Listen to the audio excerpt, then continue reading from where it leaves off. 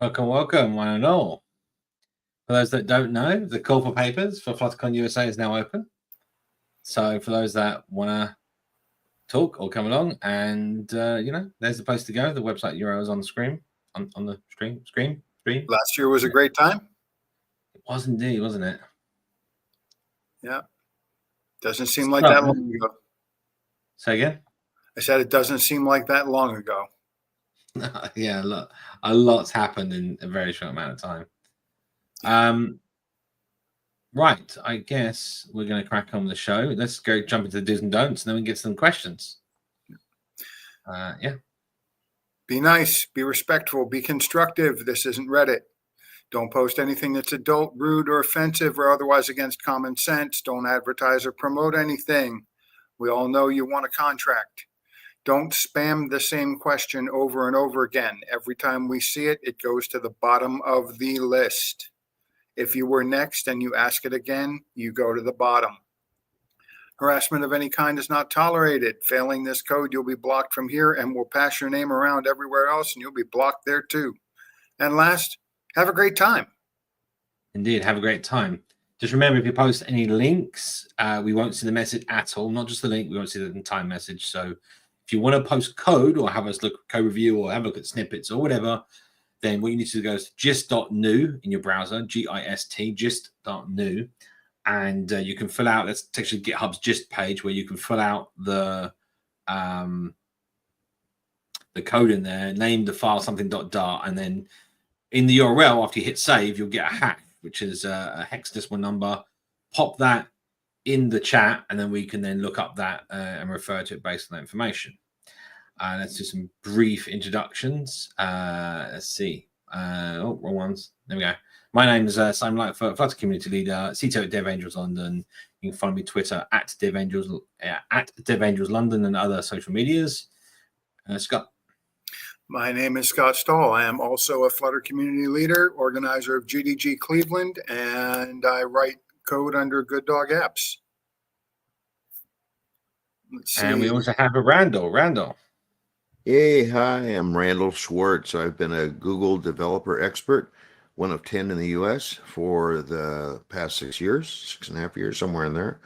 And what that means is I get to spend a lot of time answering y'all's questions in places like Discord and Slack and Reddit and Stack Overflow. So you probably have seen my answers if you've seen anything in those areas. I'm prolific. It's definitely true. But for this show, I am the question magician, which means that I am watching the chat, the live chat that we have. If you put Q: in front of your question, I will flag it so that we will address it as a panel. Otherwise, we're just going to presume that that's you all chatting amongst yourselves, which happens quite a bit as well. So Q: remember to get it to our queue. I had to do that at least once. All right. I've done that in a while. And we also have a Danielle. Danielle, welcome. Hey, everybody. Here, I guess I'm going to have to move my camera around a little bit in just a second, but I should also turn on my lights. But hey, everybody, I'm Danielle Cox. I am the Flutter Tech Lead for a company called Ardley, a startup. But I think more importantly, for sure, this week at least, is I am one of the organizers of the Flutteristas, and we're having a conference this Saturday that's virtual, and everybody should check it out. We're streaming it on the on this YouTube channel here, so you should be seeing stuff for it. There's a meetup page for it if you need to go find where we are. We should be pretty easily findable, but yeah. So and I'm going to throw my light real quick. We'll post a link to the conference video that's on here. If you go to the main channel, Flutter Community YouTube channel, you can actually do schedule. Like it's got a little button there that you can get alerted when it goes live on this Saturday. That's right. Yes. So, how's everyone doing? Doing great. Double thumbs up. I'm almost awake. Almost awake. It's always a challenge because it's karaoke last night and that didn't get out till 11 or so. So I'm kind of pulling into bed. I'm sorry. Most of us are not sympathetic for you having a great night out singing karaoke. I'm sorry.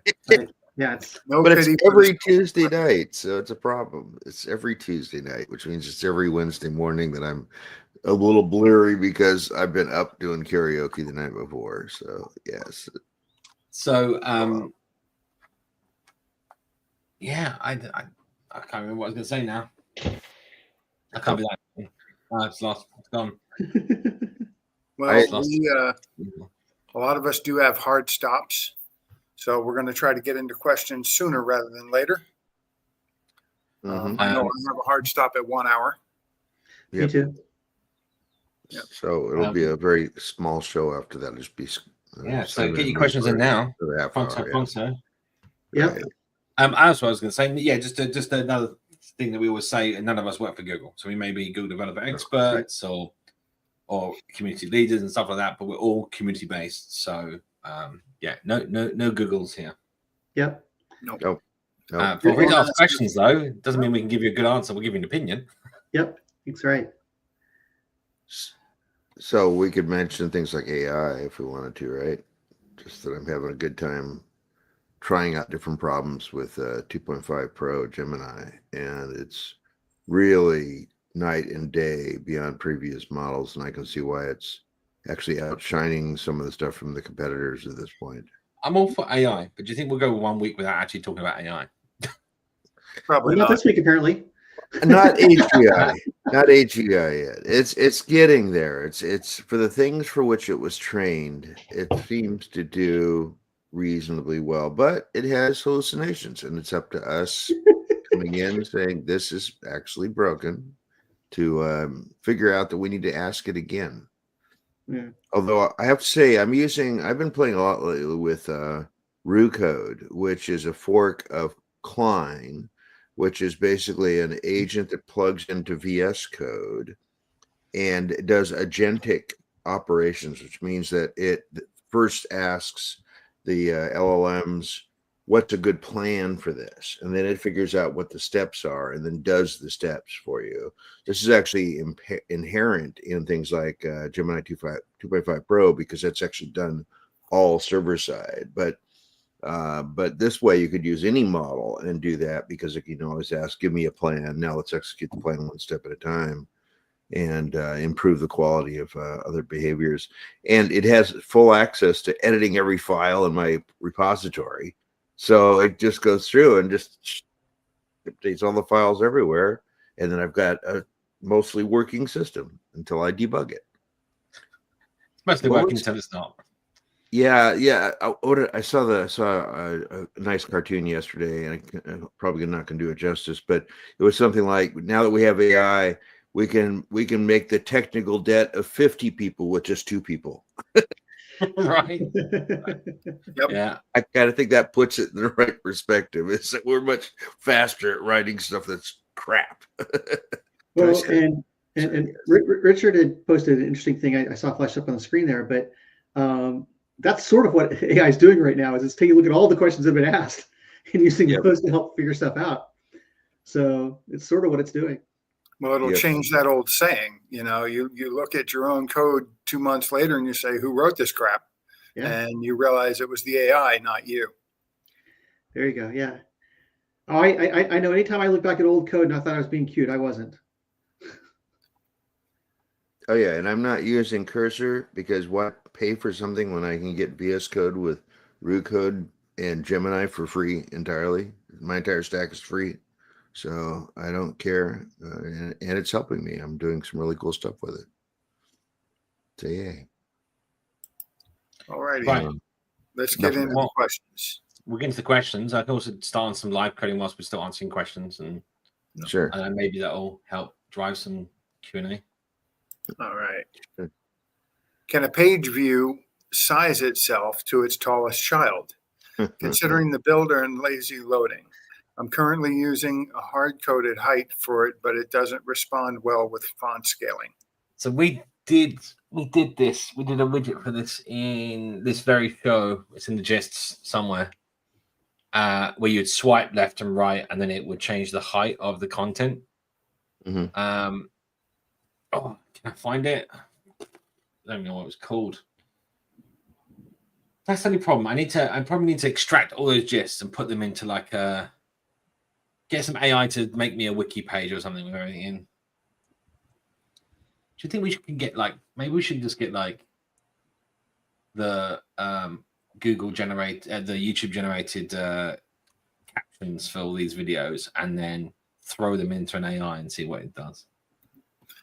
If I disappear, it's because we have lightning outside. Oh yeah. Well, let me see if I can find this briefly. Do you know the one? You know the one I'm talking about, don't you, Randall? Think. But yeah. I'm trying to figure out how long ago it was, but I'm a bad estimate of that because I always think we've only been doing this show for I a think it was year. a Really not close. bottom sheet thing as well. Like we used like the Yeah. Snapchat bottom sheet. Bottom expanding nav. Is that the one? Probably. Hang on. Have a quick look. Animated position. Row swapper.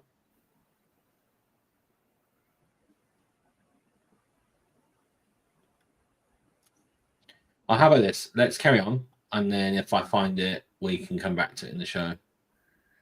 All right. So we will hang Ask on to that questions about this too. Well, I mean, my first thought, of course, when you see something like this, is to start thinking of something like intrinsic height. So it kind of goes into the next question. Yeah, I think it's same cluster of people were asking that.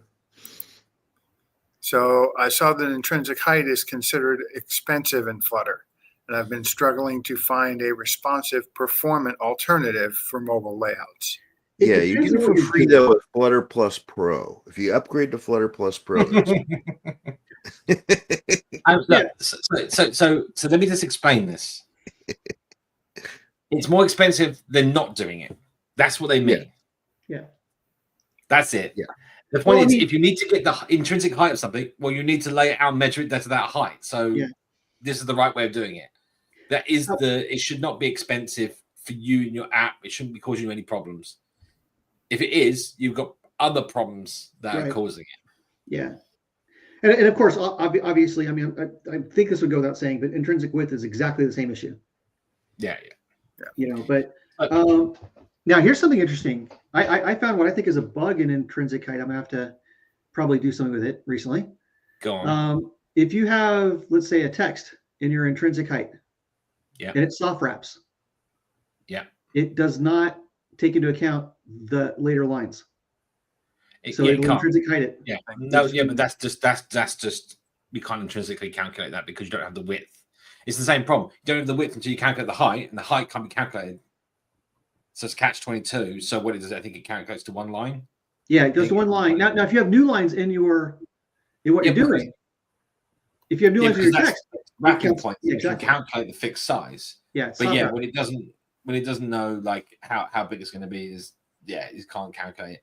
It's a similar problem you get when you put text inside like a row or column and you don't have it expanded because then again it's the same problem. It doesn't know how big it's going to be. It's got no like bounding constraints. Yeah, so animated partial height sheet. I think that's the one. That's the one. Yeah, that sounds close. That's the one. Because it was animated. Yes, it was partial. No, this is the one. All right. Cool. This should give you an idea about how to achieve this. Who was the question? What was the question? It was James. Here we go. Yeah. So James, there's a link in the chat to the code. We could possibly run that on the stream in just a moment. Yeah.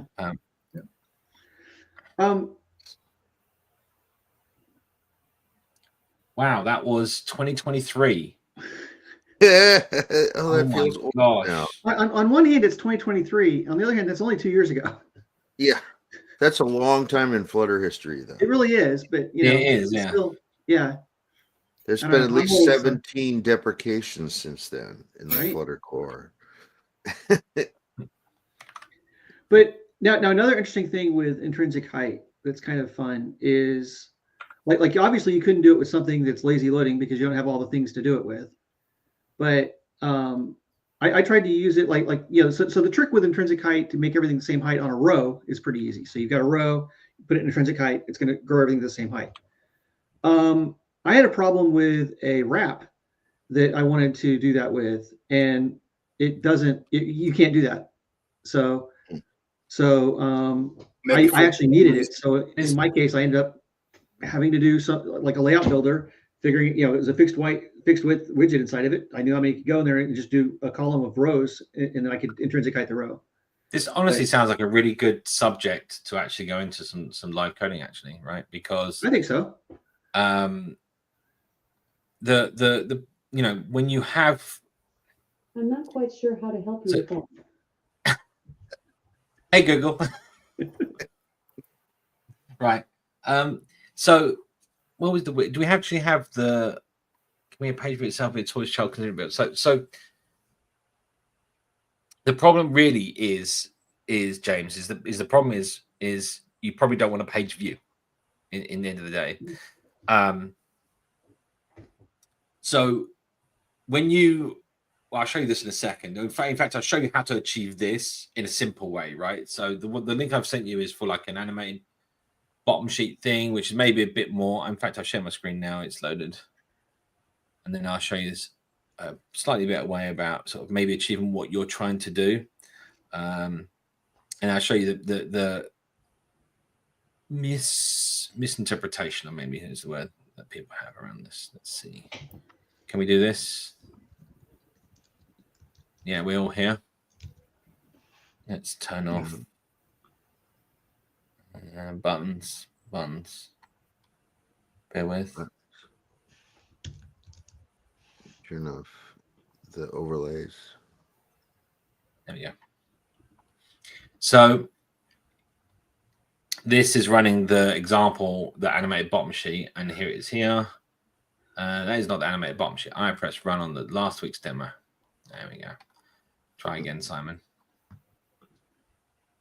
So whilst that's just sort of putting stuff together, I mean this is obviously a slightly different example. It's about a height difference and animate to that height, and I'll show you how we do what you're asking.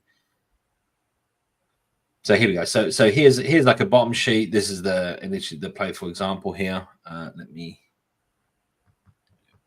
And if I swipe left, the bottom sheet goes to different sizes as you go between the sheets, right?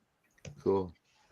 So yeah, it's that kind of just explaining that how you might do that kind of thing, right? And this involves doing like a custom render object partial height layout here inside a scrollable. So scrollable is like every scrolling widget. So this view, single child scroll view, everything else goes through this. And the interesting thing here is page scroll physics.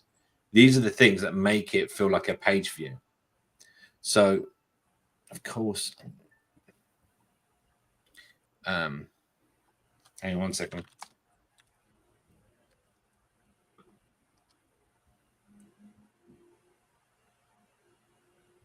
Right.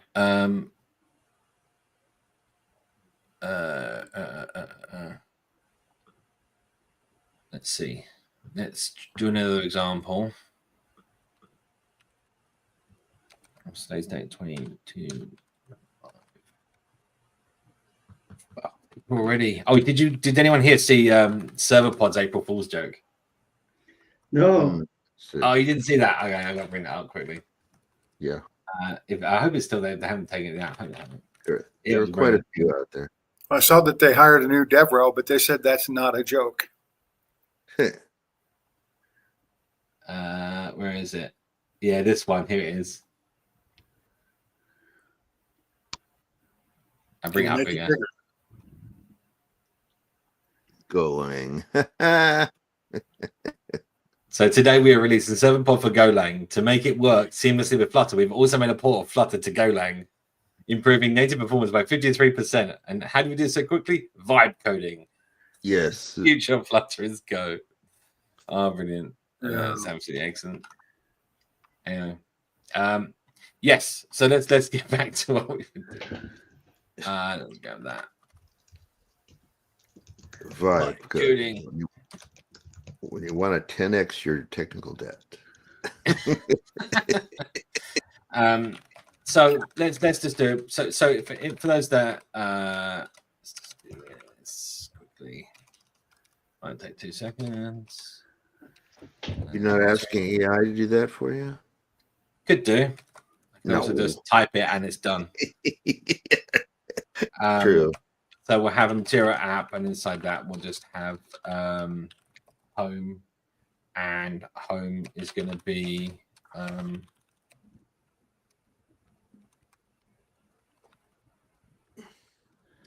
so what we wanted was a page view that would intrinsically size its height. Was that what the questioner was? I think it was, Yes. right? With lazy loading, etc. Yeah, that's fine. I mean, however you want to populate doesn't really make any difference. The real problem here is a page view is designed to fill. Always designed to fill. It will always lay out to its biggest size of what's been given. It doesn't lay out to the children. The reason for this is kind of obvious, because if you've got like 2,000 possible pages you can go to, let's say, it has to lay out every single one of the 2,000 pages to work out the height, to work out what the smallest height is. That's not practical, right? Yep. So, but in most cases, if you're trying to just lay out a few widgets, right, and you're not trying to like take advantage of what the builder pattern gives, right, in terms of, you just want a few widgets, like a few pages, then there's definitely better ways of approaching that, right? So in this sense, that's probably a bit better for the stream. In this sense, there is a slightly better way. So what we can do, we'll set up a placeholder here in the background just so we can have like an X across everything so we can see where everything is. And inside that, we'll place a sized box for the moment. And we'll give that a height of 300. And I'll say colors. And then we'll say placeholder. Yeah, placeholder, why not? Want more soda, love, or you got some? Right. So pop that in the center. Okay, so now we've got a 300 high box within the outside one, right? This is what we just done. So let's make this solid. Let's look for the box. And maybe we'll do a lighter shade, of course. A whiter shade of pale. Yeah, exactly, right. Let's do it. Just don't want to be blasted in the face by red color. Anyway, so nobody does. Yeah, who would want that? Right. Really. So where were we? Yes. All right. So let's do let's first of all put a page view in here. And inside we'll have our 3 color boxes, let's say. We'll do red, shade 300. So these are our 3 pages. So we'll do red, green, and blue, of course.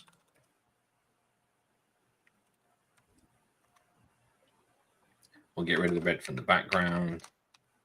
So now we have a page view, and if I swipe left, there's our 3 pages, right? Now this works because we've got a fixed height, right? Now what we can do is, let's say what the questioner is asking is placing sized boxes, essentially what having a dynamic height, right? So this one might have, let's say, a height of 100. And this one has a height of 500. Why not? And then we'll have a size of 300. So that'll work, right? Nope, right? Because they're now being sized, they're still just being stretched because of the tight constraints that are being now passed down from the page view. So what we actually want to do is do a row. This sounds a bit really silly, right? But I'll show you. And then in this row, let's do let's make a widget for the page just to kind of get that out of the mix here. And we'll give it.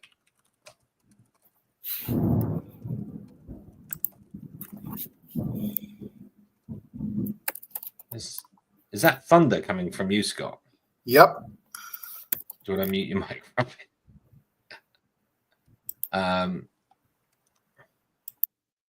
Right. So we'll do. We'll just chuck this in here for a minute just to kind of get out of the way. Oh, I guess we'll have a height as well.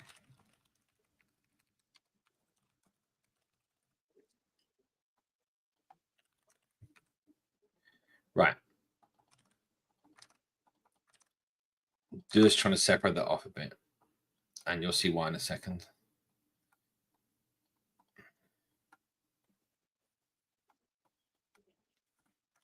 All right, so there's our 3 pages. It's going to look exactly the same, right? Now, that's interesting. Oh, yeah, because I put it in a row. Sorry. No. Okay, so now we've got a row. What we actually want to do is simulate what you'd get from a page view, right?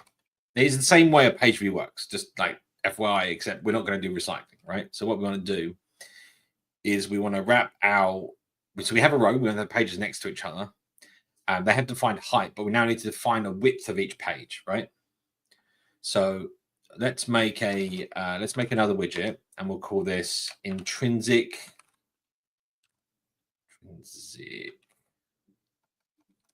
Oh my god. Intrinsic height page view, for want of a better word right now. And we'll put our row in here. And we're going to pass it in a list of widgets for the children.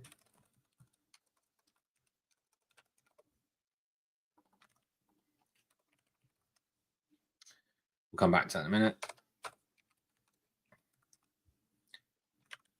All right, so now we can say this is intrinsic height. We're going to get rid of our size box on the outside. So our intrinsic height page view is this with 3 pages, right? Nice and sort of abstracted out. But how do we get this to turn into that? So first of all, we need to have a layout builder. So we need to know what the width of our page is. Now you can do this slightly more efficiently without using this, but you need to go custom render objects and a few other things, which we're not going to do right in this talk. But this will do good enough for now, right? So with the constraints, we now know the max width that we've got. And what we want to do is wrap each child in that width. So size, box, width, max width. And then we'll, for each child, we'll do that. So now what we've done is we've wrapped each child in a size box that comes in and forcing it to the width, right? Then what we can also do now is wrap this with intrinsic height.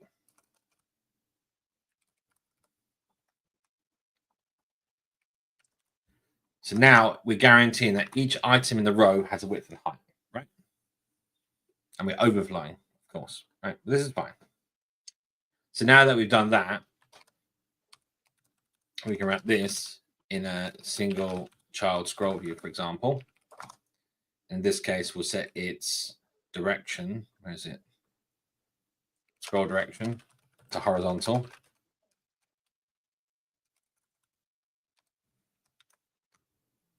And then physics to page scroll physics. So what we've now done is we now have an intrinsically height. Oh, I didn't get the color. Pass the color. Oops. That'll do it. Right. Let's bring it back to here. So there it is: red, green, blue. Right. So we've got the same feeling as a list view. It's just a row with 3 widgets in, and then intrinsically sized. Now on the row, if you want to set the alignment to like cross-axis alignment, you know, dot, say, start, they're now going to be aligned to the top. Yeah. And, you know, if we just, let's say I'm here and I change the height of this to like 300 to 200, there it is. And it's now centered within the height of the 3, right? I just want to 300, 100, or 150. There you go. So. Okay, but the question actually said sizing it to the height of the tallest child. Yeah, which is what this is now. So let me just show you. If I wrap the single child scroll view in a colored box. Sure. Yeah, I get what you're saying. Let's do yellow since we're not using that. Right? Yeah. So if I make one of these, let's make one of these slightly taller as well, 350. That probably wasn't a good example. Yeah. Let's see. Anyway, so yeah, so the actual height of the scroll view is the yellow box, right? Right. That's on the right. There you go. So it's the height of the largest item. Now you could, because of the way this works right now, I put an intrinsic height around each one. You could actually also wrap the entire row in intrinsic height. That shouldn't make any difference whatsoever. So slightly more efficient that way, I guess. But I'll post this up on the thing. But yeah, it's this magic of the fact that a page view can be a single child scroll in the sense that, you know, it's the page scroll physics which do the movement, and then you're scrolling direction, which is what you want, and then, you know, it's a single child, which means, but then remember, this lays out all of the children, right? So you don't want to be putting in 100 children to this thing and going, why is it so slow? Because you're obviously, as I said, doing that. But if you're trying to do something with just a few items, let's say for a details page of some sort of product details or something, this is the perfect type of thing that you can do. And that's it. It's just literally these few lines: a layout builder, single child scroll view, intrinsic height, row, and size box. Yeah, and that's it. So yeah, it's not as complicated as people think, right? But I think it's people try and use the widgets that are there. I do feel that it would be nice to have a shrink wrap option on page view almost, right? Mhm. I don't believe page view has that, and I'm now just questioning myself. No, it doesn't. So, but I think that that's the kind of thing that you could look towards, right? So, also actually just looking at this, you can also do things like, so this has like, let's say I have padding on each item. We'll do horizontal padding, symmetric, horizontal 8. Then what we're going to need to do, because we're trying to fix the width, we'd have to minus 16 off of here to 2 8s. All right, let's do change that 24 and do 48. There you go. So now, oh, that's not right. What have I done? Wait a minute. Fence post time. Fence post. Oh, that's what? What? That's right. The math isn't mathing. Why is the math not mathing? Oh, because I put the padding. Oh, I always put the padding around each item, and I wasn't. I was putting it on the. Oh yeah. You just padded the whole thing. Although you could do that. Yeah. You and your padded cells. There we go. So now you can have, yeah. Saying, So the yellow is just there as our like filler. And the one thing I would also kind of point out is if you wanted to have everything be visually the same height as the tallest one, and let's say you were in a column, you can always put in, you know, expanded or spacer or something in there, and the intrinsic height still works at that point. Yeah, true. And in this case, you know, if you wanted, let's say, in this case, you wanted it to size the highest one, but you want the green box to be the same height as the blue one, right? So basically, what you're saying is the intrinsic height is like 321, 52, 80 in this case, but you want them all to be the same height. That is just the same as putting your cross axis to stretch. Stretch, yeah. Right. Yep. So now it will still be it was now still size itself, but to the largest item, and they'll all be that largest item, right? So if I was to bring down the blue one in size, let's say I'm on the green one, and I bring the blue one down to 120, now they all change the size to, in this case, 280, because that was the next tallest one, right? So I'll pass in a cross-axis alignment, and then we'll park this here, and we'll go on to the next question. This is good, though. I feel like people need to know these things.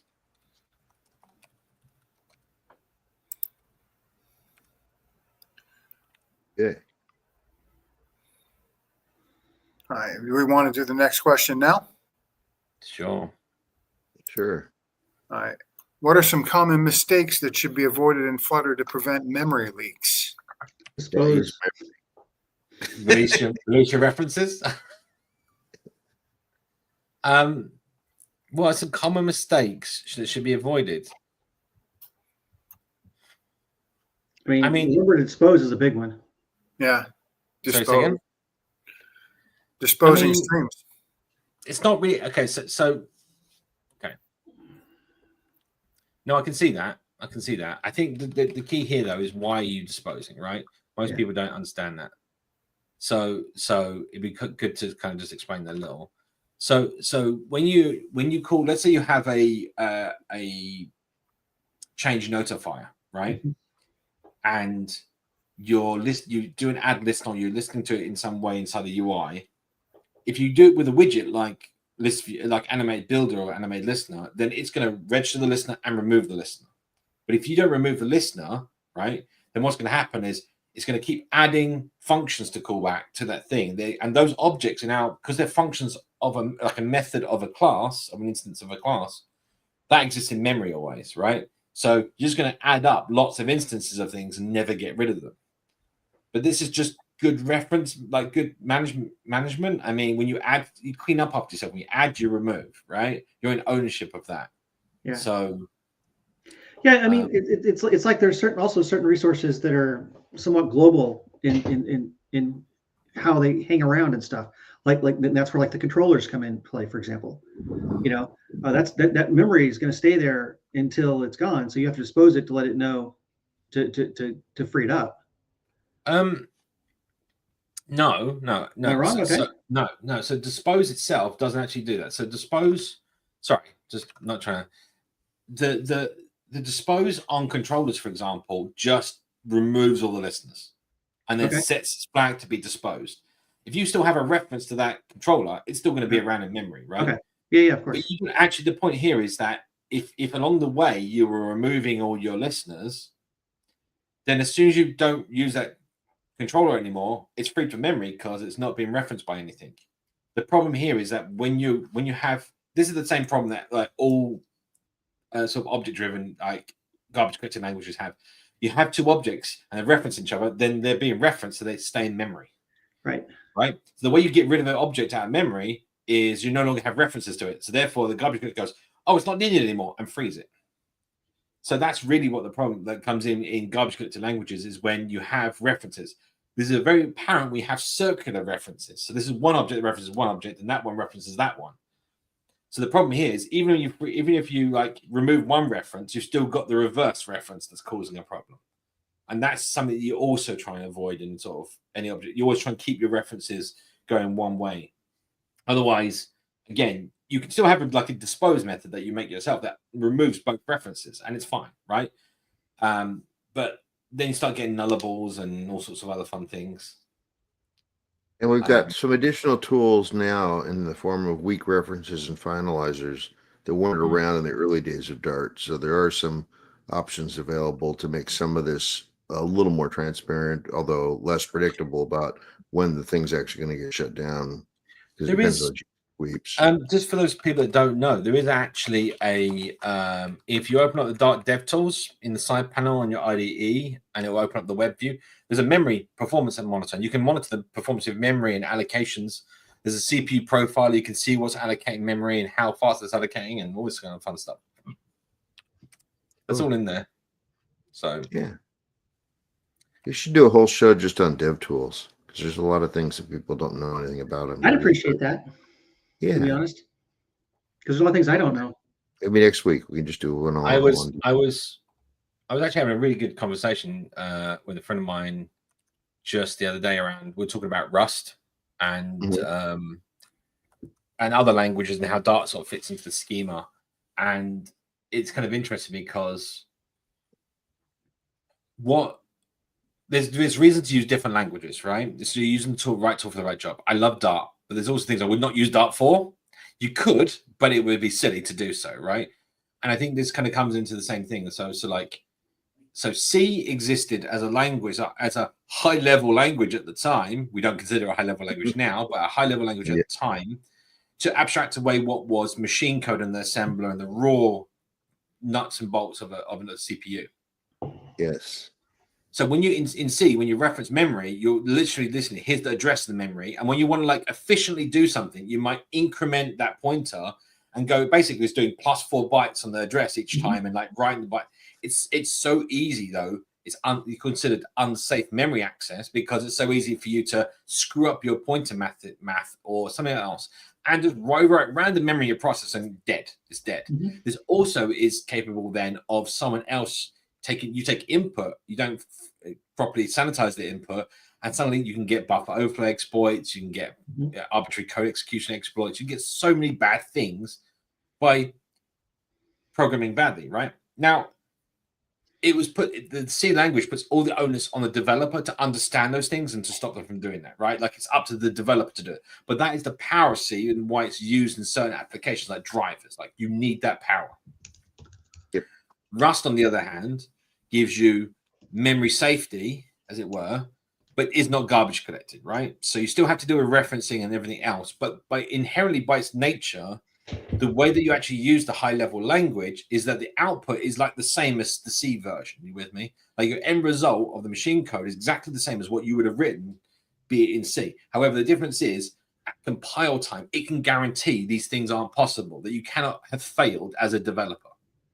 Right? So that's why a lot of C code is being transitioned into Rust, right? Because it solves a bunch of problems you have in that sphere. Now, the same thing comes from a high-level language like Dart. You wouldn't be writing, like I wouldn't be writing mobile apps in Rust because it's the wrong language for the job. I'd be forever managing references and doing this stuff when it's not a requirement for that level of interaction with the system, if that makes sense. So it would make sense to have like, it's where FFI comes in. It makes sense to have like a high-level language doing this front-end UI that you can, and again, you don't get speed of development with Rust necessarily compared to like Dart because it's a lot harder to develop, right? A lot slower to develop with. So, so you can get your performance out of development with like Dart and Flutter on the top end, have it calling with FFI out to like Rust libraries or C libraries and to perform the actual meat of whatever you're doing. So like, for example, it is a fallacy to, it's nice to, it's lovely to have, but it is really a fallacy to have image processing in Dart.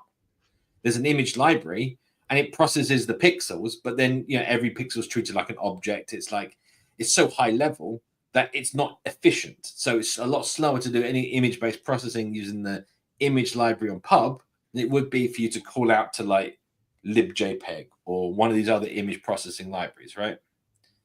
And I think that's kind of off and around, but it is kind of interesting perspective to see as well, right? I miss C. I see C.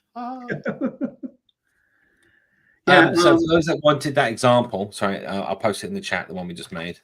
And then of course C++ gave you all the tools to have garbage collection nightmares in remote places. So too. I was going to say, yeah, what C++ gave you is more ways to shoot yourself in the foot. Yeah. Now, to be fair, this the problem with C++. I had to add the problem with C++ is that it gave you high level concepts, but without the limitations. So it gave you all the high level concepts, but with C, which is like even worse than just having C in that sense, right? You get to shoot yourself in the foot 10 times over instead of just once.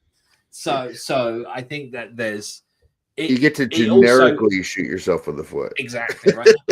it adds so much complexity, right? Like all of the like templates and everything else is great, and that was trying to solve those kind of problems. Yeah. It actually just overcomplicates things, especially when it comes to looking and understanding and what's the word? Like just legibility, readability. Validating, but just the developer understanding of the code. There's a name for that. Anyway, doesn't matter. Right. Yeah. That did make me, since my first thought was dispose, and dispose was one of the things that Majid talked about in that article he posted last week on mistakes that Flutter developers make. I went and posted a link of that in there. So yeah. I mean, the thing is, I still think that this is a valid point that we've missed out. That not that we missed out on, that we should actually push for change. I know there was a disposable interface that people want. I remember an issue that was brought up in the Flutter repository about disposable as an interface. So what we could then do is mark things like controllers with a at disposable annotation, or any of our things that have a dispose function.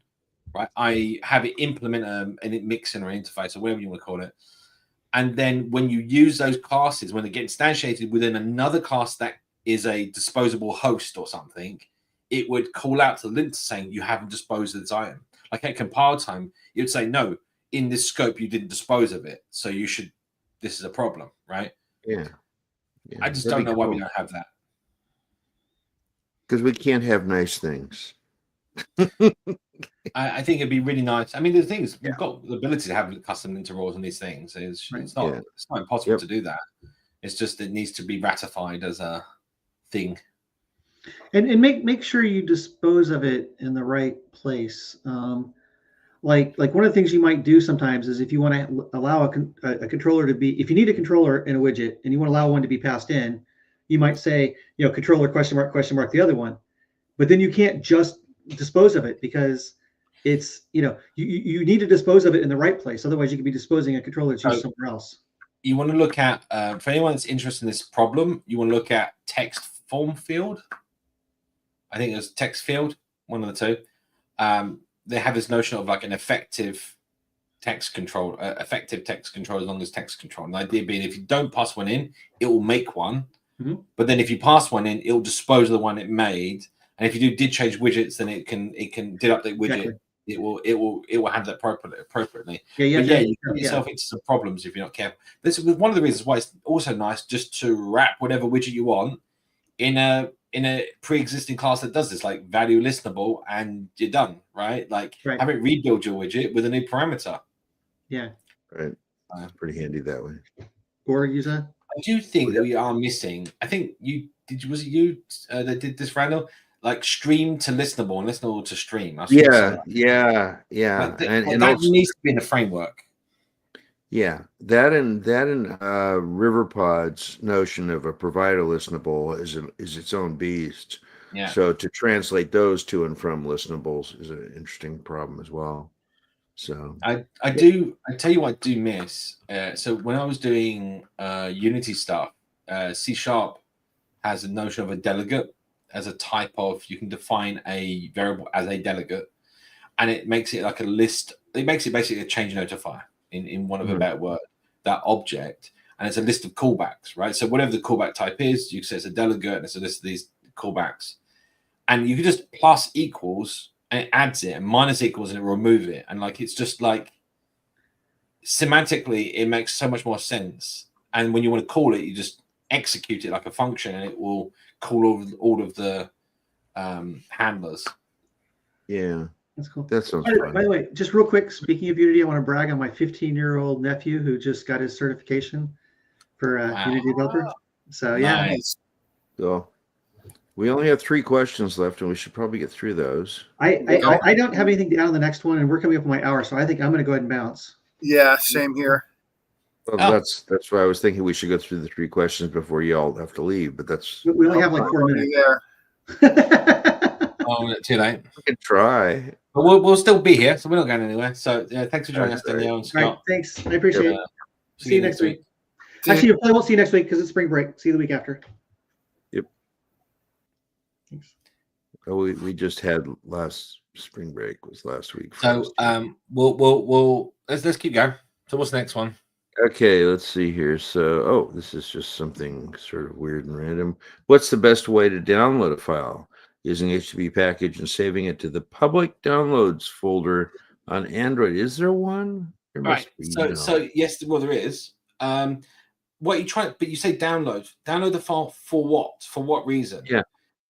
Because what you've just answered is okay. So let me explain. Let me just go through this a little bit. So any external access to your application to like the public directories on your device, Android or iOS, is restricted under privacy considerations, right? Because if you just gave an app open access to to the pictures directory on your phone, it could steal all your pictures, right? That would not be a good thing, right? No. So manage external storage for write, and you have one for read. These permissions are required because you need to write to those external directories. Now, however, you don't need to write to those external directories. Hang on. We have someone. Oh, there we go. Hello, Steph. Welcome. Hi. Welcome. Thank you. No, whoops. What'd you do? I know I'm messing things up. That's what I'm doing. Oh, you're pushing buttons. There we go. I pressed the wrong button. Sorry, it was Danielle here. Yes. Danielle was I here. tried to get here before she left. Oh well. So Too she's late. watching. It's not personal. I really did try to get here Yeah, before. Okay. Well, let's get so anyway. The point here is you need these permissions, so you need to access these folders. However, to download something, you don't need to write it to external storage. You can write it to your app storage. If the download is for your app, if you're trying to download something for the user, you can still do that. You can download something, you can store it in your apps directory, and then you, in terms of Android, you tell the media store that it can go find the file over here in your app's private data, and you give it what's called a file provider. And this way, you don't have to have access to external storage. And when the user wants to grab that file, it will take it from your app, and your app feeds it to the external app. And they're the correct ways of doing this. For most of the time, most people just say, "Give me the permission." But in the new version of Android, they have made these very locked down now. So if you target 35 API for level 35, I think it is 34, 35, you won't be able to use these permissions without giving and showing the reason to Google why you need to use them. So in short, it depends on what you're trying to do, Mohammed. But if your app, you're just trying to download something to use inside your app, or you need to write to the public directory. So Yeah, let us you know. can write. You've got app storage too. You can download it to app storage, right? Yeah. Yeah. What's next? I just have to say, Stephanie, before we go on to the next question, your background makes it look to me like it's a motion blur. Yeah, it's Like I don't know she's where you're going with that. zooming through some place. I know what's going with that blow. It's more horizontal than vertical. It's doing my eyes in it, really. Yeah, it's like just weird. It was like, are you like it's sitting still in time or something? It's the Zoom from StreamYard, but Right. I mean, okay, hold on. Just saying, it's like okay, so you pull those closer, they'll get focused. I get that. No, still a little bit. Well, I'm gonna go turn it off. I didn't want to take that down yet. But okay. Anyway, okay. So let's carry on with the questions. Yeah. Okay, next year, let's do this. This is a good one. It's a fun one, and there's a common solution to it. So we'll talk about the solution. Scrolling to the bottom of a list view, is it possible to keep scrolling continuously on to a draggable, scrollable sheet, or need a custom sliver? I think the question, I sort of answered it, was how you do the trick of list view, where you do list view reverse and reverse the contents of the list. I don't know that we've actually shown that on this show. We have done that. I could show it. Okay. I think there's more to this, because I think the idea is that when you after you have overscroll, you also want it to like drag the scrollable sheet. I really hate draggable scrollable sheet. I've never found it works effective for what I exactly want. I think in draggable scrollable sheet you pass it a isn't it a API a scroll controller? I feel like it's a scroll controller. Have a quick look. So I mean that should be possible if you pass the same scroll controller from both. Remember, right? That's the whole way you do it. Draggable scrollable. I used a scroll controller when I did it before. It was like a while Okay, back. you have a draggable scrollable controller. Yes. Not to be confused with the scrollable, draggable controller, or a controllable, draggable. Never mind. All right, I just shut up now. That doesn't help. I just shut up and Scrollable widget builder. Yeah. Okay. So that's the one. So what happens is a draggable scrollable sheet. Let me bring this up on this. Share. So.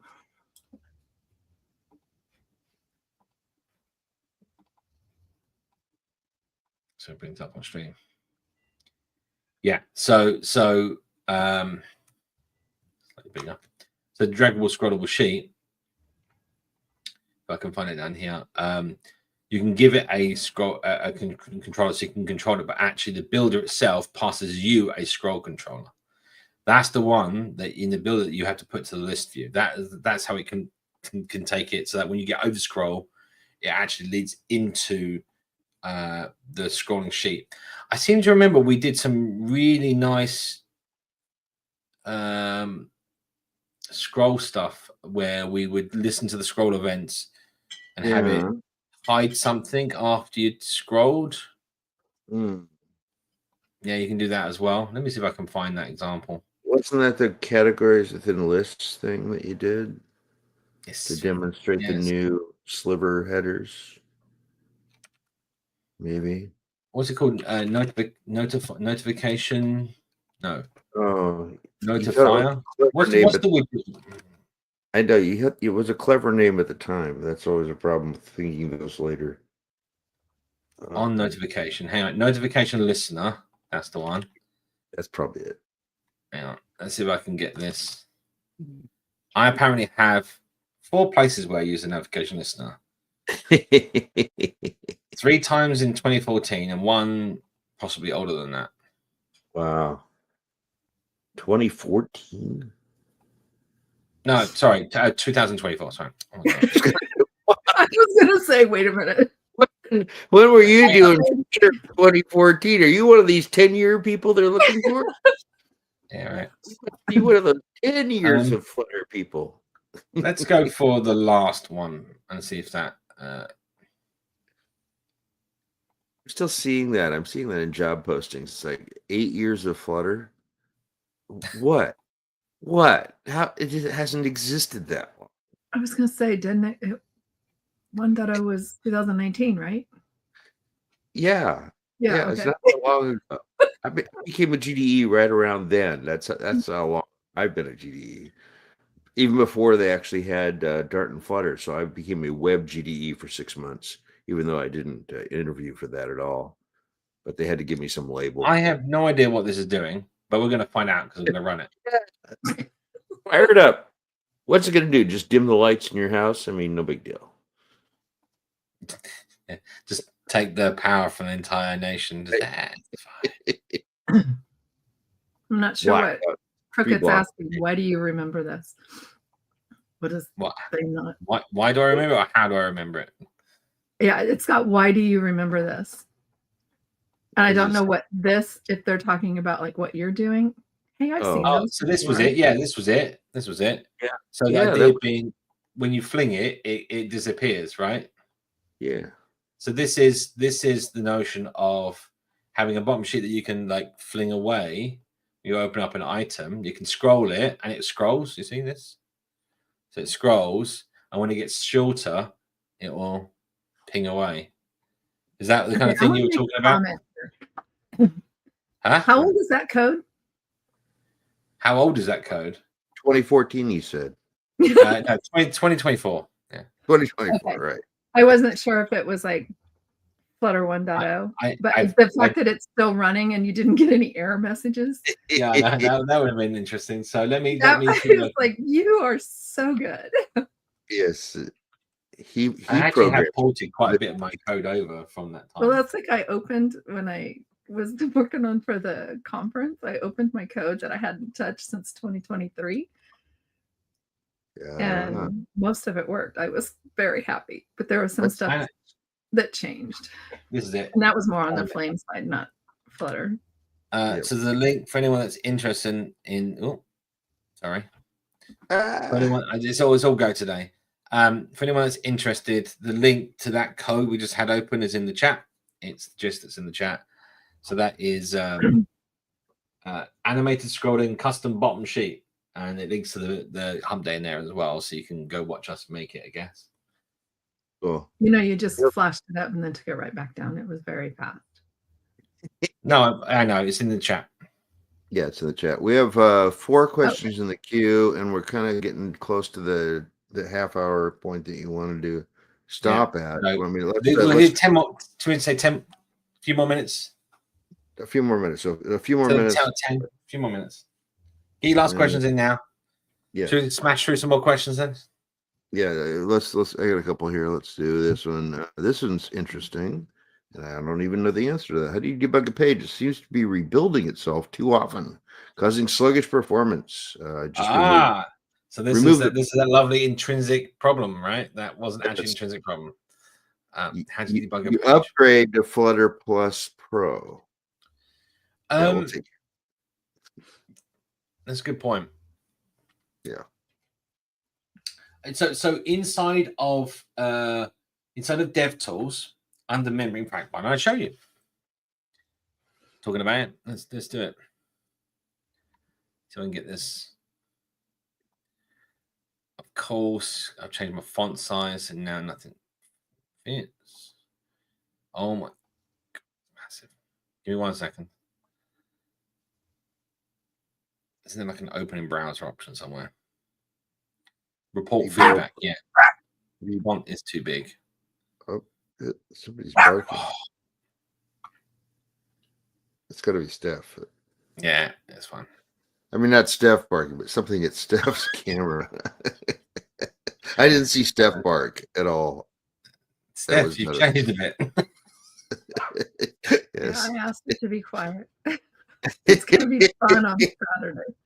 Yeah. Oh. This is not going well. Sorry, chaps. This is not. You need a dog filter. What? Let me try. I've got to change some font settings or something. I don't know. Oh, jeez. Okay, so while he's doing that, so Randall, are you going to be around to help moderate on that for the conference on Saturday? Nobody's asked me to yet. Okay, well, so that it starts at 3 a.m. You should be done with karaoke by then.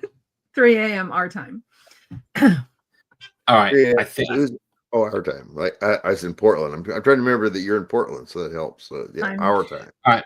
I think we'll Here we are. So rebuild stats, right? So you open up the Dart DevTools. There is actually a web page. I just can't remember why I can't open it up. I just had to fiddle around. Anyway, so count build widgets. And then the idea is when you do stuff, you'll see here the counts go up per frame. So you can see what is actually rebuilding and causing your rebuild issues. Does that make sense? Yeah. Tells you what line and where in your code that happened. Where there's there you go. Two tall red bars. That's under performance. Graph. Oh, okay. Now I need to go in and change all my font sizes back because no one can read my code.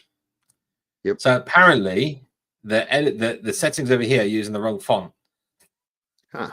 So these are using the code font and not the UI font size. So there you go. Found a bug. Submit a bug. Yeah. Anyway. Right. What's the next question? I think that was it. Hold on. Let me go on to the next one here. Next one is what do you think the issues were with macros? I don't think it was that bad. Well, you weren't paying attention then. It was bad. there was an article on it. So, there's a couple of articles on it. So check out the Medium, the official Flutter /Dart mediums. There's some articles on there. No, it's because so macros itself is not like macros was like a banner for a bunch of things, right? And so we are going to get quite a bit of what they've been offering still. Like it isn't just stop happening, right? Yeah. But as a whole, it was more a case of it's going to take us a long time to get there, and we can't do anything else. And we're already finding that this is like from the Dart team perspective, right? From what I heard, that this is from what I got from them, me reading it at least, and that is from the Dart team perspective. It's like we just spent all this time doing this, and we haven't fixed anything else, or there's a bunch of other stuff that needs our attention, shall we say? And do we want to spend another year doing this, or do the other things that require our attention, right? And it's like, it's great to say everyone wants macros, but then you want all the other stuff as well, right? So they're going to take the best bits from the macro work that they've done. They're going to be working on serialization, deserialization, like data classes and those kind of things. It was all announced during Flutter in production. If you look at Flutter in production, things they're announcing there. So it is going to get there. It's just that, basically just change their efforts. And I think this is the same thing. It's difficult, right? For any, imagine this as let's say you're working for a company and what you're doing was under public scrutiny and open source. That's a challenge. Most people don't realize that's a big challenge. Like you can announce something and then change your mind and say, I don't want to do that. Or priorities change, business requirements change. And now you're not doing it. And now suddenly everyone that thought, oh, we're going to get this thing, now say, you're not going to get it anymore. And then everyone's in uproar, which is silly because inside a company, that happens all the time. Right? And no one bats an eyelid. Right? So it's all about, again, how it's taken. So. And people have fairly high expectations of the amount of work that Google can put in free to us. That's nothing. It's free, right? It's I mean, here's the thing. It's costing Google money to do this. Yeah, but it's free to us, and that's what I'm saying. Like you can't be complaining about it. It's free. Like whatever you get is better than nothing, right? Right. Yeah. I'd also say that if people are that want these things to succeed that much, then they need to get involved. It's open source, right? Like, well, and you take a look at what Remy did with custom lint to basically put a layer in front of the analyzer's really awkward interfaces and changing from release to release interfaces. And you isolate those all in your custom lint, and you get to write a lot less Dart code and actually get the equivalent of, higher level almost macros. To deal with stuff. So it's possible. It's possible. Just about to do custom lints is a super powerful. People just don't use it effectively, Dart, right? Yeah. Right. Yeah. I mean, it's nice if you can implement custom lints for all of your house rules, for example, to make sure that everybody's following the same code standards in the organization. Yeah, it's good stuff. That's what I'm trying to say. You can say, oh, you start using block. We don't support block, right? You can throw up an error. No, we can't compile this. You're using block. We use Riverpod, right? I mean, all the files to the directory. Yes. No, but the point is, like you can do a bunch of stuff with that actually mean that you got a good result at the end of it. Anyway, let's move on. Yes, please. Let's see here. On Android and iOS, I don't know if it's the same person. How do you designate a downloaded file as apps cache, which can be cleared by the user? I think that the user has control over put in the cache directory that you get from path provider. But okay, that was easy. Hang on, let me bring up so for most people who don't realize this. So the package that everyone, if you're going to write to disk in your app, you're going to need to depend on this package, right? Yeah. So let me bring it up here. Path provider, right? Yeah, it's called Path Provider. This is the official Flutter package around this, and it supports all the operating systems. And basically, it's you can get the directories from the operating system where you need to put things, and see here what is actually done. And here's application cache. Tick tick tick tick tick. So what you do is, I think it's get app cache. I think there's also get app cache directory. So you pull this in and get application cache directory. Part of the application, replace specific cached files. This directory does not need to be created. You can do when you write files into a directory, it's always helpful to, at least in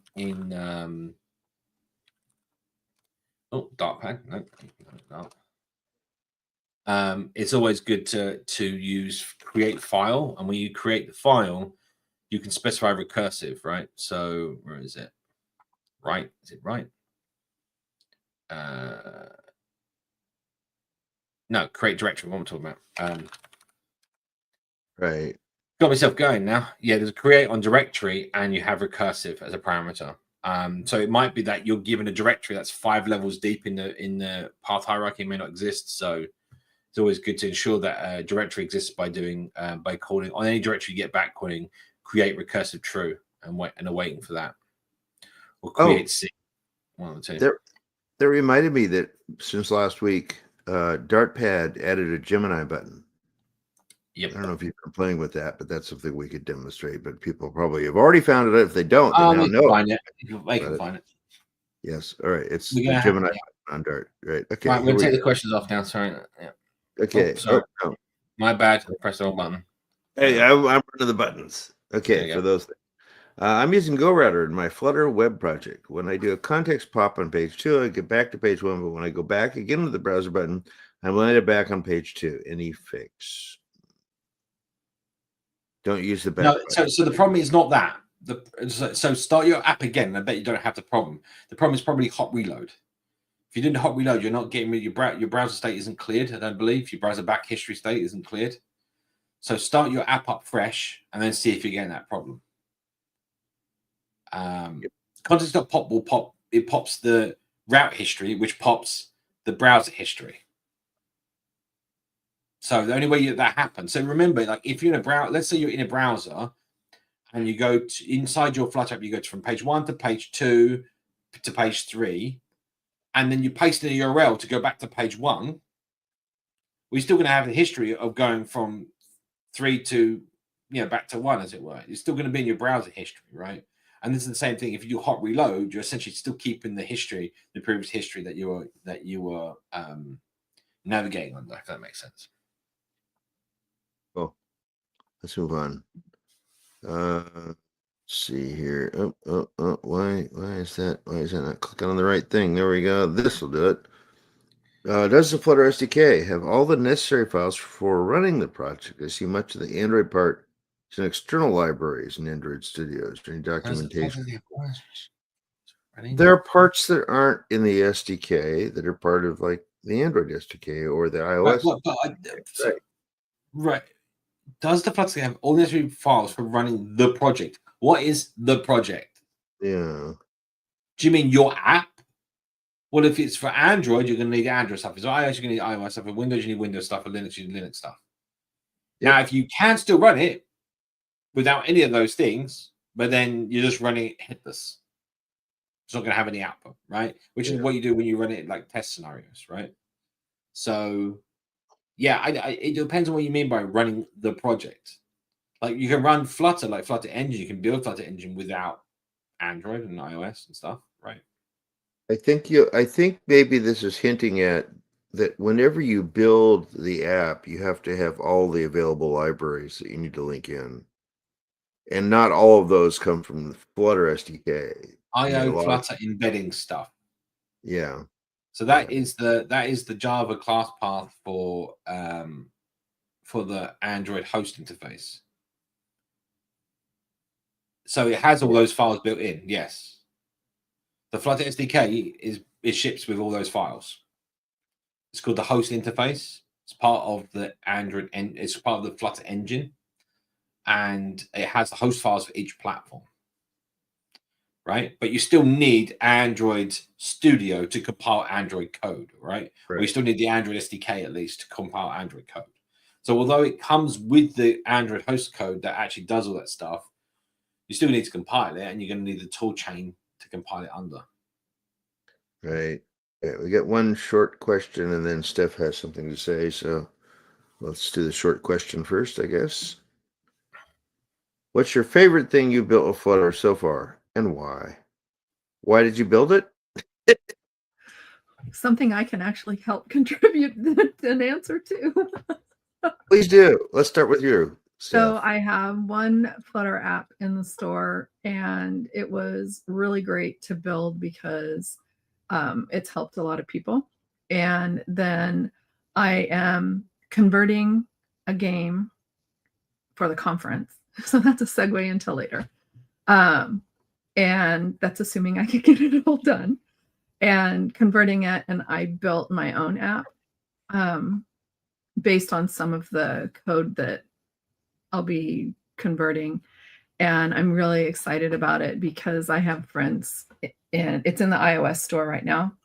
It's old, and I've got friends who aren't very happy with me because it's not in Google Play. So I'm looking forward to that, and I'm going to add some stuff. My daughter came up with another game, so I'll be using Flame and creating that. There's nothing in the store right now for what she came up with, so that's exciting. And I Wow. love Flutter, like totally love Flutter. I don't have to think about SQL right now because, I got laid off. Monday was my last day. So There you go. I'm diving back into our book and gonna just skim through it, refresh my brain. So I'm very excited to be back in the Flutter world. How about Randall? How about yours? What's your favorite thing that you built with Flutter so far? I think I've had a number of in helping other people out over the past few years. I've had a number of interesting technical challenges. Probably the biggest one was an existing app that was shipping was using Provider, and they wanted to switch to Riverpod. So I had to come up with a very complex combination of ways to have them both simultaneously exist in the system. The real answer to that is don't do that. Just switch, make a cold day and switch. But they didn't have that opportunity. But I was able to work out migration tools using a ton of type defs and a ton of thinking about each thing and how it would interact to have the right dependencies be recorded in the alternate system. It was exciting, but it was probably my most intense amount of coding and getting everything right on the first try because it had to all work. Because it took about a month to actually convert everything over, and it had to be done incrementally so they could make a release any day. And they kept passing tests. So I said, well, with these 17 out of the 45 converted, it's now still working. So, okay, let's ship it. They're pretty cool. So, yeah. I'm trying to think. What is the favorite thing? You want me to tell you what the favorite thing you've done that I like? That's Sure. Not completely done yet is the diagramming thing that we're working on. Yeah. That is really cool. Now, of course, nobody knows what that's all about. The thing that I'm thinking that I've done is the 3D engines work. That was Oh yeah. Okay, I take that back. I like that better. Oh, I see. Okay. Yeah. I'm trying. Well, our thing's not done, so I mean, the work you did. I was blown away watching you code and doing the 3D game stuff. That was mind blowing. I like the idea. Code in general is mind blowing. I like the idea of using the seeded random number generator to make random snow that's predictably consistent. Oh yeah, that was fun. That was fun. Yeah. I liked that. Yeah, that's still on my repo. I think that's what's it called. Yeah, what do you call it? Snow lines or something. Something. Yeah, snowstorm. That was really good. I like that. So fun. We would have the same every frame. We'd have the same random number seed. So therefore, you could predict where the snow was going to be. So you could just animate the snow without. Yeah. Pretty cool. That was awesome. That was awesome. There's so many things. I don't know if I got a favorite. Okay, I think we have Steph's announcement, and then we can. Before we do that,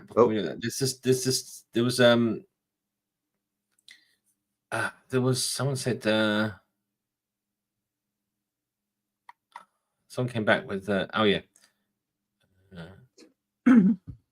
yeah. So this one here, I think this was the same person before was trying to navigate pages, right?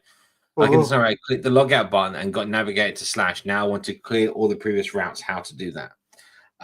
So in Navigator 1, you're talking about Go Router. In Go Router, you just do Go, I think it is. Is there a push? You just do Go. It was, and it clears the stack. Yeah. But if you want to do in Navigator 1, you can just do push and pop until, right? So you push a new page, and then the pop until predicate is basically returns back false always, so it never stops. It pops everything that was on the stack already and pushes your new content, which can be the route for the homepage route. No, but it doesn't work on web, he says. Well, then maybe you need to be raising an issue ticket. I'm trying to think. I mean, the other way I was thinking you could do it is perhaps reinitializing Go Router, right, and see if that resets the state. Like give it a different key. But yeah, it sounds to me like it's not clearing the browser history correctly, which it can do. So it probably is a bug. So file it, and and find out. Yep. All right. So that's that. We are done with questions. Oh yeah. Yeah. Yeah. Yeah, Don't tell that everyone. Don't is- tell everyone. I haven't Yeah, witnessed that that was yet. great. I'm sure I will coming up in whenever New York is. Right. So soon. Soon. Soon enough. Yes. Indeed. So Steph, you have things you want to say? Yes, I do. Okay, so Danielle mentioned at the beginning about the Flutterista conference. So we have Flutteristas from all around the world that are presenting at our Flutterista conference 2025. It is this Saturday, starts at 11 a.m. GMT. It goes almost 12 hours. We're making sure we're cutting it short so we don't have problems with the recording. And there will be a variety of hosts. Danielle and I are hosting. I think Ezra is also hosting, and we have some co-hosts. So to introduce people to being here and participating, we've had so many people helping get our conference together. It has been amazing. As one of the administas, so the administas were a small group of Flutteristas who manage, organize the Flutterista community. And I'm involved because I also support the website, but being able to step back and let other people get the experience and do things is just fantastic. And so there will be breaks throughout the day. We really would love it if you would come join. And thank you for putting that up there. Be sure to go to our website. It is being actively updated. We don't have the agenda posted quite yet. There is a link that you can go register on our meetup page, and then also get notifications that we're about to start here. So please join us. We have some sponsors who are giving us some, yes, it's a live stream. Yeah. Yep. And we have sponsors that we have some giveaways. I'm not going to tell what the giveaways are, but some of them are pretty good and pretty great, actually. And it's been nerve-wracking, and some of us aren't quite ready yet. And it's Wednesday, and the conference is on Saturday, so that'll be interesting. Yes. I just need to finish converting my game, and I'm almost there. So that's been exciting. I've learned a lot, and I can't wait to see people. So spread the word and join us. Oh, awesome. All right. Well, I think that brings us to the end of any agenda we had. I was going to say also, it's cool that the Flutterista website is written in Dart. So. Yes, it is right. written. The Flutterista website is written in Dart and Jasper. We use Jasper. It is awesome. And we have a Firebase real-time as our backend. I'm trying to and find it was so easy for, we have a new web admin also for the front end who she was able to just step in and help for our existing. So we have 2 people that are able to do that, and it's great because it's in Dart, and yeah, it's awesome. Oh, cool. Well, Johan, yeah, we don't have a Dart backend yet because we haven't got there yet. And hopefully I said your name right. We still need to talk, but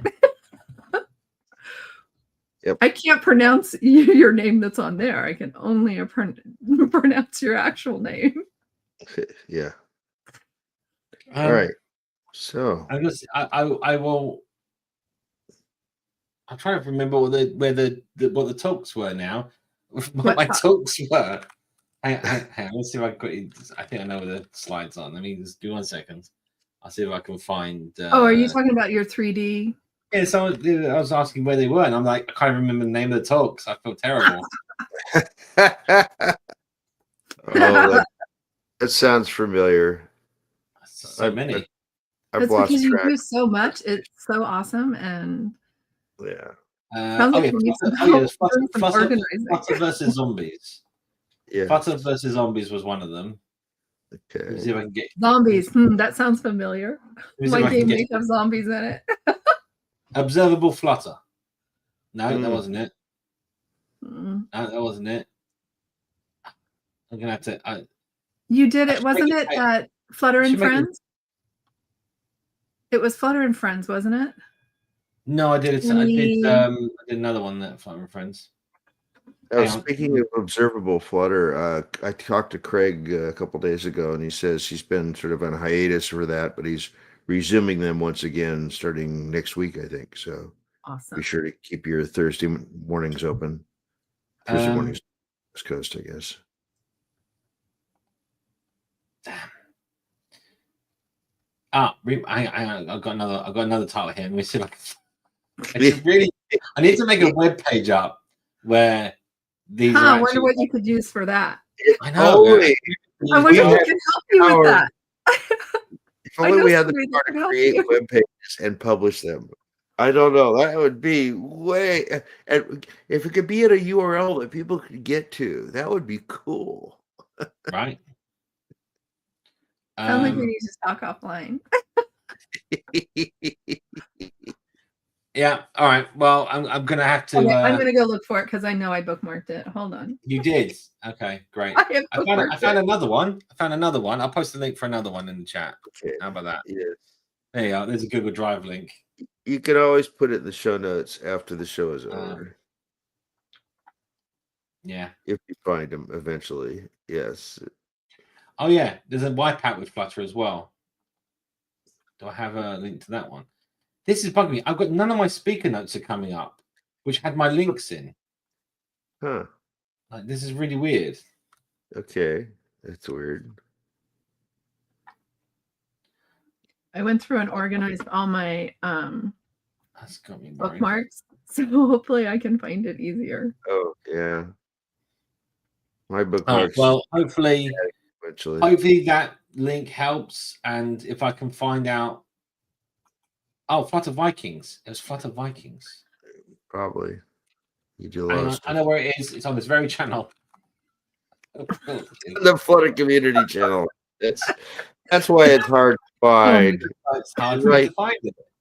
It's right in front of my face. Hang on. The call came from inside the house. Oh yeah, you know what? I don't have it bookmarked.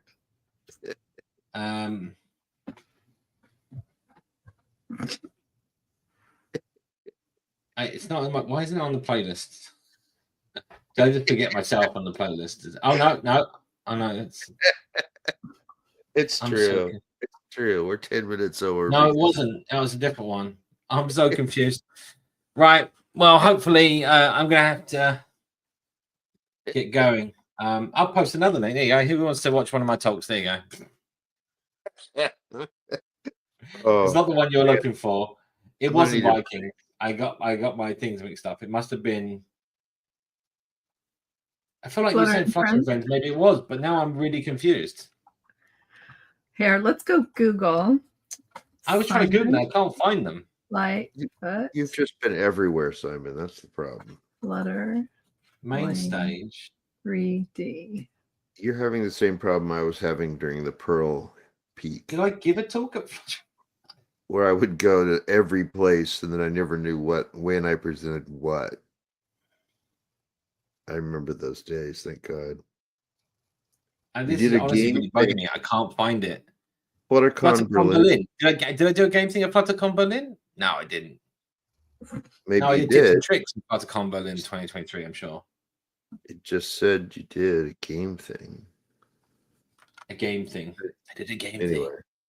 Halfway through the talk, you started bug fixing instead of talking. No, that was Flutter Vikings, I think. Oh, maybe.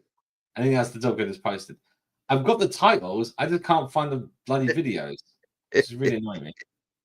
All right. Well, if only there was some sort of search. I know how you can do it. I love Yo's comment. I remember.